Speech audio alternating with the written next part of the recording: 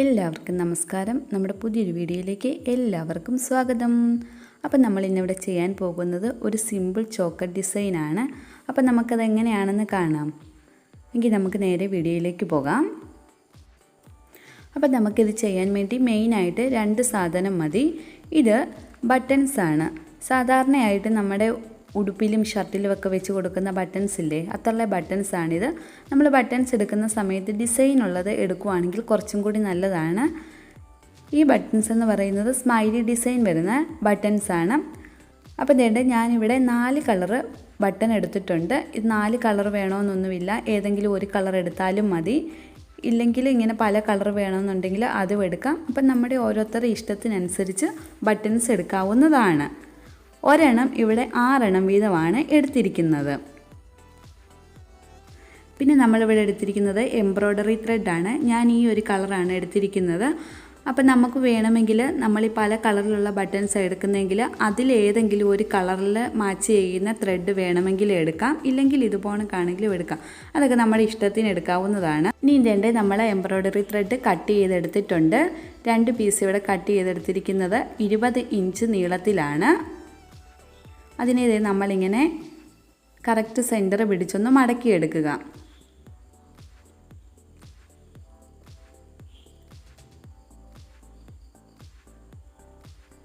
ഇനി നമ്മളിവിടെ ഒരു ത്രെഡും കൂടെ എടുത്തിട്ടുണ്ട്. ഇത് നമ്മുടെ ആ ബട്ടൺസ് എന്തേരെയാണോ വരുന്നത് അത് ഫുള്ളെ കയറ്റാൻ വേണ്ടിയുള്ള അത്ര നീളം വേണം ഈ എടുത്തിരിക്കുന്ന ത്രെഡിന്.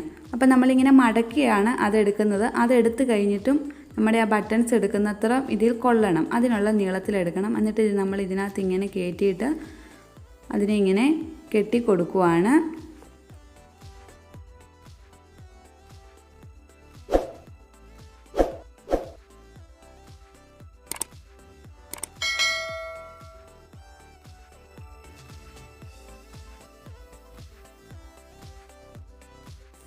ഇങ്ങനെ നമ്മൾ 3-4 കെട്ടിട്ട് കൊടുത്തിട്ടുണ്ട്.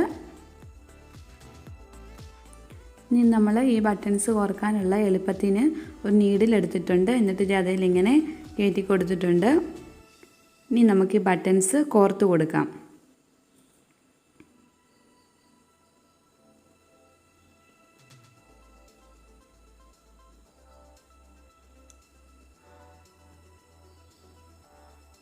അതുപോലെ നമ്മൾ എടുക്കുമ്പോൾ 2 ഹോളിൻ്റെ ബട്ടൺസ് എടുക്കുക.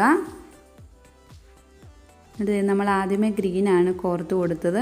ഇനി നമ്മൾ അടുത്ത ഒരു കളറാണ് എടുത്തിരിക്കുന്നത്.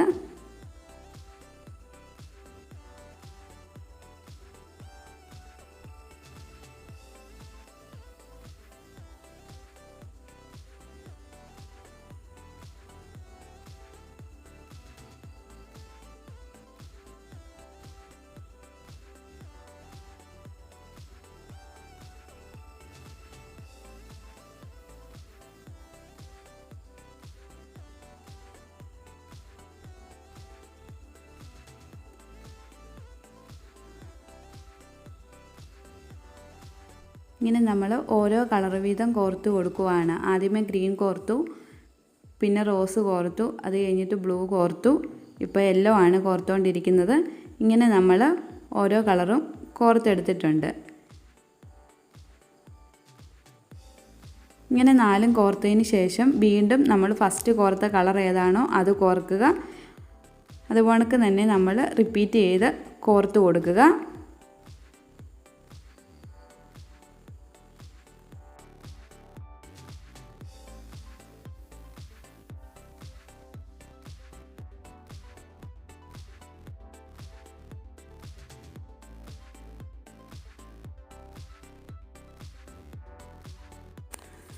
അപ്പം നേരെ നമ്മൾ ഫുള്ള് കോർത്തെടുത്തിട്ടുണ്ട്. അപ്പം നമ്മളിങ്ങനെ പല കളറിട്ടാണ് കോർക്കുന്നതെങ്കിൽ ആദ്യമേ എടുക്കുന്ന കളർ ഏതാണോ അത് തന്നെ അവസാനം കൂടി ഒന്ന് കോർത്ത് കൊടുക്കാൻ ശ്രദ്ധിക്കുക. അപ്പോൾ ആ ഒരു കളറ് മറ്റെല്ലാത്തിനെക്കാട്ടിലും ഒരെണ്ണം കൂടുതൽ എടുക്കുക. എന്നിട്ട് വേണ്ടേ നമുക്കിതിനെ ഇത് വേണമെങ്കിൽ ഈ ഒരു രീതിക്ക് തന്നെ ഓരോന്നോരോന്ന് വരുന്നത് പോണക്കും വെച്ച് കൊടുക്കാം. ഇല്ലെങ്കിൽ ഈ ഒരു രീതിക്ക് ഓരോന്നിൻ്റെ മണ്ടയിലായിട്ട് നമുക്കിങ്ങനെ വെച്ച് കൊടുക്കാം.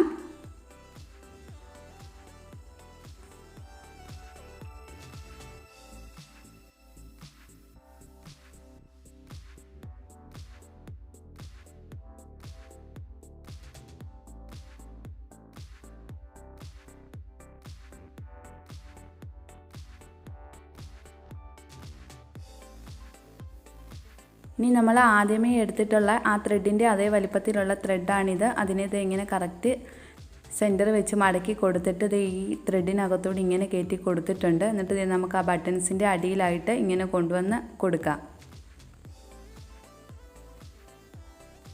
ഇങ്ങനെ വലിച്ച് കൊണ്ടുവരിക. എന്നിട്ട് ഇത് ആ ബട്ടൺസിൻ്റെ അടിവശത്തായിട്ട് വരുന്നത് പോണക്ക് ഇങ്ങനെ കെട്ടിട്ട് കൊടുക്കുക.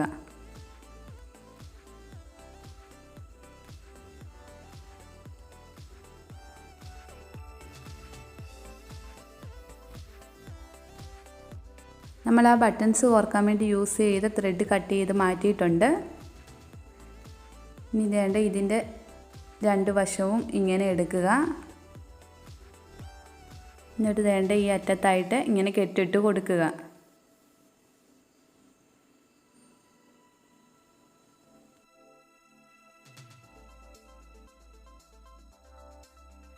ഇനി വേണ്ട നമ്മൾ ഈ സെയിം കളർ ത്രെഡ് തന്നെ എടുത്തിട്ടുണ്ട്. അതിനകത്ത് ഇങ്ങനെ രണ്ടായിട്ടൊന്ന് മടക്കിയിട്ട് ഒന്നും കൂടി മടക്കി കൊടുക്കുക.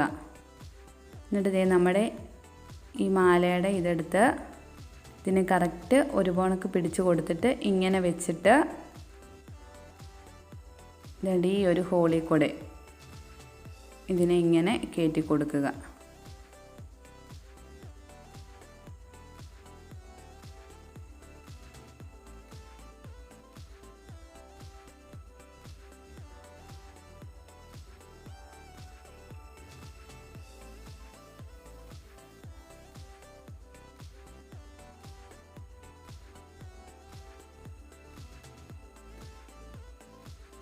ഇങ്ങനെ നമ്മൾ കൊടുത്തിട്ടുണ്ട്. ഇതിനെ നമുക്കിനി ഇങ്ങനെ കണ്ടോ ഈ നൂലിൽ കൂടി ഇങ്ങനെ കിടന്ന് ഓടിക്കോളും. നമുക്ക് ടൈറ്റാക്കി ഇടണമെങ്കിൽ ടൈറ്റാക്കി ഇടാം, ലൂസാക്കി ഇടണമെങ്കിൽ ലൂസാക്കി ഇടാം.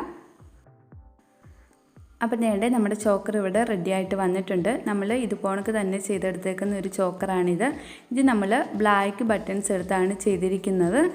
അപ്പം ഇത് നമ്മളിങ്ങനെ മാറിയും തിരിഞ്ഞും പോകാതിരിക്കാൻ വേണ്ടി ഇതിൻ്റെ ചീത്തവശത്തായിട്ട് ഗം അപ്ലൈ ചെയ്തിട്ട് അതിൻ്റെ മുകളിൽ നമ്മൾ സ്റ്റിഫ്നറാണ് ഒട്ടിച്ചു കൊടുത്തിരിക്കുന്നത്. ആ ബട്ടൺസിനുള്ളിൽ നിൽക്കുന്നത് പോലെ നമ്മൾ ചെറുതായിട്ട് സ്റ്റിഫ്നർ കട്ട് ചെയ്തെടുത്ത് ഇങ്ങനെ ഒട്ടിച്ചെടുത്തേക്കുന്നതാണ്. അപ്പോൾ ഇത് മാറിപ്പോകത്തില്ല, നമ്മുടെ കഴുത്തിനോട് ഒട്ടിപ്പിടിച്ച് കിടന്നോളും. ഇത് ഞാൻ രണ്ട് രീതിക്ക് ഇടാൻ വേണ്ടിയാണ് ഇങ്ങനെ ചെയ്തത്. ഇത് നമുക്ക് ലോങ് ആയിട്ട് വിടാം, കഴുത്തിനോട് ചേർത്തും ഇടാം. ഈ ഒരു രീതിയിലാകുമ്പോൾ